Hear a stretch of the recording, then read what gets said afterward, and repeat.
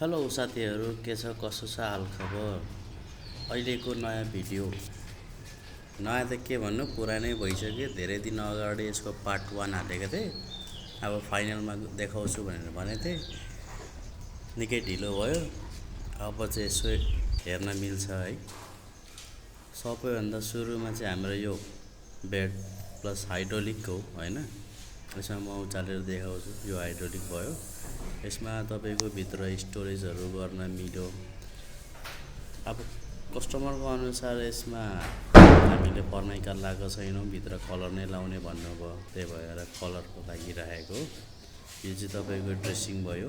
ड्रेसिङमा एउटा ड्रयर दिएको छु, तल सिट छ बस्ने टेबल, भित्र हाम्रो फुल लेमिनेट प्लस चुडा राख्ने दुईटा पाइप पनि छ है।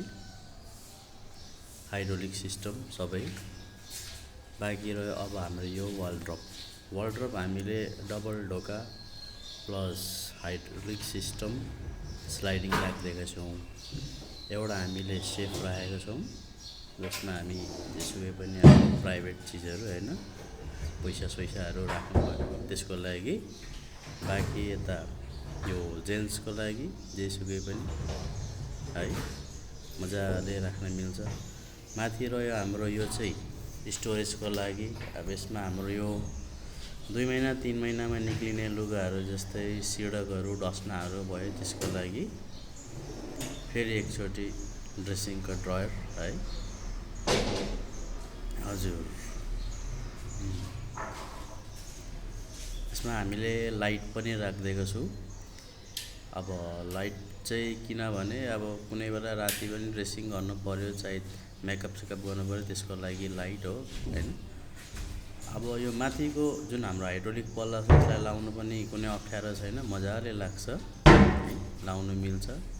कुनै म्याग्नेट स्याग्नेट लगाइराख्नु आवश्यक पनि छैन। यसमा मजाले लाग्छ। हाम्रो यो स्लाइडिङमा पनि लक सिस्टम छ। यसलाई पुसिङ लक प्रायसो भनिन्छ। लक पुस गर्दाखेरि लक लाग्ने, प्लस चाबी पनि छ त्यसमा। हामीले स्लाइडिङ गरेर गर्न सक्छौँ। Thank you video हेरिदिनुकोमा।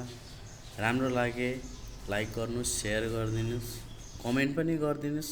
Thank you, धन्यवाद।